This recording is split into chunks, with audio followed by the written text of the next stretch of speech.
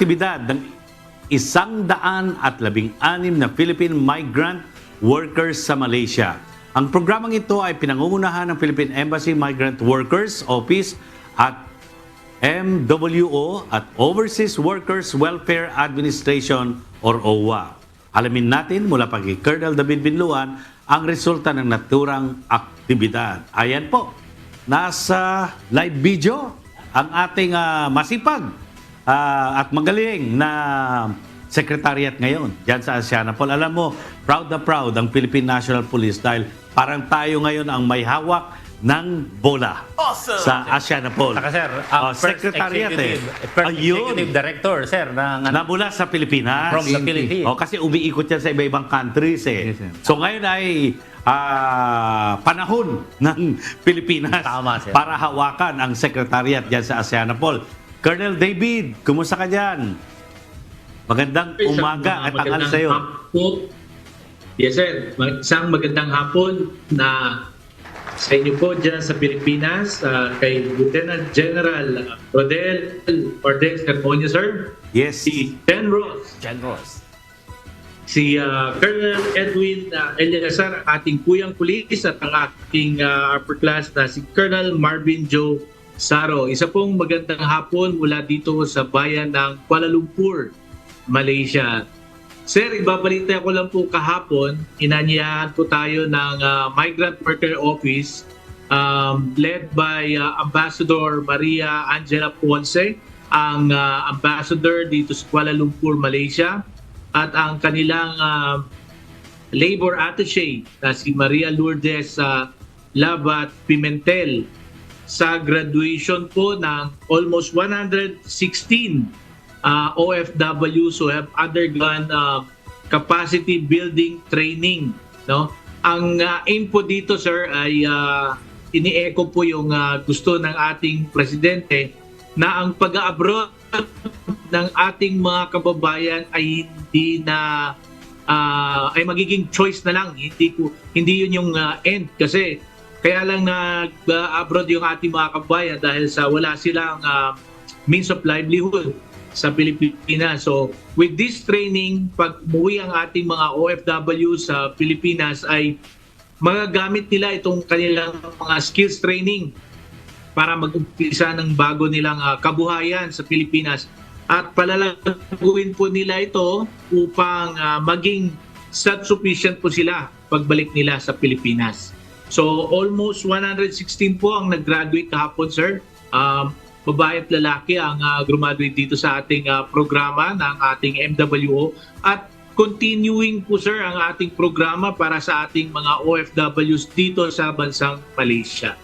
Katanungan lang ako, mga ilan ang kababayan natin dyan sa Malaysia? All in all, may 50,000 ba? 100?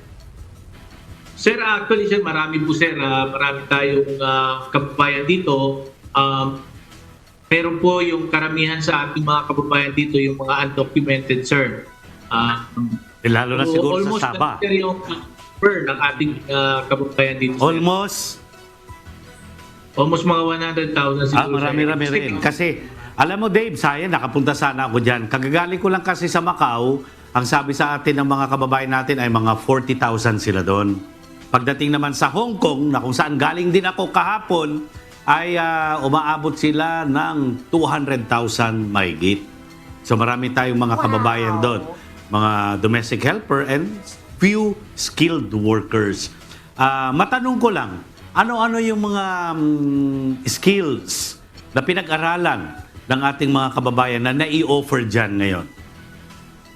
Yes, sir. Yung kahapon, sir, yung ating mga programa na kanilang pinag-aralan, sir, ay dressmaking, Yun. cooking, meron silang mga ibang technology, sir, na pag-aralan dito, to include yung photo at saka Photoshop, computer skills, magagamit nila, sir, pag balik nila ng Pilipinas. Alam mo, napakaganda, no? Kasi alam mo, kahit tayo, dapat ang education is continuous talaga. So, ganun din, yung ginagawa, napakaganda po ng ginawa ng Department of Migrant Workers. Of course, sa pamumuno yan ng OWA, sa ating kaibigan na si Admin Arnel Ignacio. Yan, kapartner natin yan, ano? Para sa pagsulong ng moral and welfare ng mga OFW. Tama-tama, Sir Generous, itong mga kababayan natin talaga, pagbalik nila, pwede na silang magtayo ng sarili nilang negosyo. Lalong-lalo na yung mga natutunan nila dyan sa nasabing training. And speaking of magpapatayo ng negosyo, nabanggit din dito ng ating partner na si Attorney Ron De Guzman na may puhunan pa na sila. Ay, may Oo, puhunan na din. pwedeng ibigay under sa OWA program. Napakagandang programa talaga, Sir.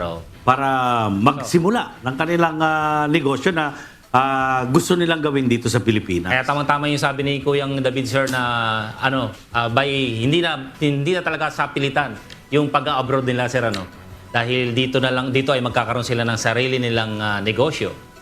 Yan. Ayan, soon, mga 3 weeks, 1 month from now, pupunta rin kami dyan para makasama natin. Kasi gusto namin gawin din yung paglulunsad natin ng Sumbong Nyo Aksyon Agad OFW Support Center dyan sa Malaysia at sa Singapore. Sir, maganda. Alam mo kung bakit natin naisip? Dito natin kaya natin tinatag yung support center ng ating OFW. Yung nangyari noong nakaraang linggo na kung saan ang ating kababayan sa Saudi Arabia ay gusto nang magpakamatay. Oo nga, sir. Oo. Pero sinabihan natin, puntahan mo yung ating mga leaders dyan sa mall na kung saan nagtatambay sa Dammam, Saudi Arabia, yung mga kababayan, at nakakatuwa, pinuntahan agad-agad. Paglabas niya sa bahay nila, pinuntahan ka agad, at napaka-importante na nandun yung support group. So, yung counseling. Kaya, ang maganda, nung naglunsad po tayo dyan sa Macau at Hong Kong, ay may mga volunteers na kagad ng mga psychologists at saka mga paralegal para magbigay ng advice. Okay. Sir, bago natin pakawalan, sir, si Colonel Binluan. Dave, any parting words? Yes, sir. Maganda po, sir, yung programa ni Gen Ross, sir, ni Sir Gen Ross, sa pagpapalawig ng ating programa. Sir, naalala ko nung panahon na nag-host po ako dyan sa ating programa, sir, ilan din po yung mga OFWs na natulungan natin na ibalik ng Pilipinas, tawag sa with our good friends, si Atty. Francis Iguan, natulungan natin silang maibalik kanilang mga agencies na nag-recruit sa kanila ay nagawa ng kaukulang aksyon ng ating na dyan, sir. Kaya napakagandang programa to, sir, dahil yung ating OFWs ay nakakailangan talaga ng tulong mula sa ating gobyerno. And through our program, sir, i-connect natin po ito. Ito yung ating whole of the government approach para tulungan yung ating mga kababayan, lalong-lalo na yung mga kapos sa kanilang financial resources dahil kumakapit na po sila sa pagtaliter ng mga illegal recruiters, kaya nagiging biktima sila ng trafficking in person at saka human trafficking, which is one of the focus of Asiana po, sir, na masawata itong human trafficking and trafficking in persons. Saka, sir, siguro ipaalala ko na rin, sir, yung i-remind ko uli yung mga kababayan natin dyan.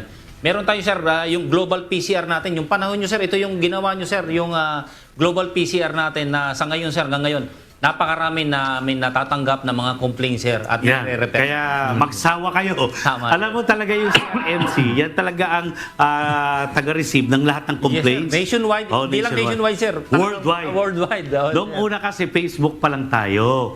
Nagpe-Facebook Live tayo. Maalala mo, Marvin? Yes, sir. Sa mismong opisina natin sa PCRG, now PCG. Ngayon ay naka-live stream. Nako, ano na to? Anong tawag na sa atin? Multimedia platform. Live na live tayo sa TV, radyo. Of course, napapanood tayo sa iba't ibang panig ng buong mundo Pwede via YouTube at Facebook. Pwede silang mag-text lang, sir. Yes. Yan, mag-send ng message. At syempre, nandiyan pa yung mga matitikas na kagaya ni Colonel Dave Binluan. Posted International. Yes. Okay, Terima Kasi. Maraming salamat. Terima kasih, sir. Mga kasambahan, Sama-sama. yan po ang napakatikas nating Executive Director. Ang kauna-unahang Executive Director na mula sa Pilipinas Yes. ng Asiana Paul. Saludo kami sa iyo, Dave. Sir, Okay. Okay, speaking of nagkaroon din tayo ng tinatawag nating mga yung soft launching ng ating sumbong nyo, action agad. Kaya ang ating action center, ang CRMC ay sa tingin ko mapa-flag kayo ng mga complaints dahil ni-roll out na natin ang ating sumbong nyo, action agad. Unang-una dyan sa Hong Kong, then sa Macau. Actually, sir, nararamdaman namin ang pagdagsa ng mga complaints dahil na doon sa mga ginagawa nyong pagpo-promote ng ating mga pages natin at saka mga kung saan sila makakapag-complain, sir. At ayan po, kabit natin yung mga leaders ng Macau at saka Hong Kong, iba't ibang organizations. Sila mismo ang nag-volunteer na magkaroon ng OFW Support Group Center. Ganda, sir. Para, alam mo, nagiging irrelevant yung mga makakaliwa dyan sa iba't ibang countries dahil hindi na kailangan nilang magsumbong sa mga nagpapanggap na makakatulong sa kanila. Kundi dyan na mismo sa support group centers nila. So, kanina ka-text ko lang ang executive director ng LCAC, si Yusek Jun Torres. Sabi niya, magjo-join daw siya dahil ito yung iniintay nila na plataforma para ang ating mga kababayan ay hindi na kung saan-saan dudulog dyan sa abroad. Kasi feeling nila, pagdadaan sila kasi sa mga ibang opisina natin doon, ay it will take them time. Dito, agad-agad po na maa-actionan. Ayan, maraming salamat din sa ating mga kababayan, mga leaders natin, lalong-lalo na yung nagpasimuno dyan sa Macau, si Gineang Lulu Portuguese ng Nariag, isang organisasyon na napakalaki rin dito sa Pilipinas.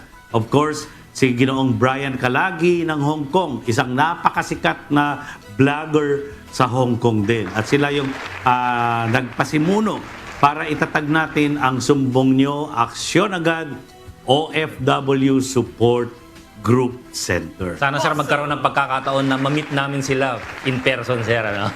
Hindi, pag nagbakasyon sila dito sa Pilipinas, sabi nila dadaan daw sila Yan, dito. maganda, sir. And of course, iniimbitahan din kayo, mga miyembro ng Philippine National Police, na sumama sa mga susunod pa nating launching Mag-iikot, ng Action Center sa iba't ibang panig ng buong mundo. Next week po, nasa Europa po tayo. Kaya magkita-kita po tayo sa ating mga Filipinos or Philcom leaders diyan sa Madrid, Barcelona, sa Paris, sa Dublin. Yan. Para at least may promote natin. And isusunod natin diyan sa lugar ni Colonel Dave Binluan sa Malaysia at Singapore.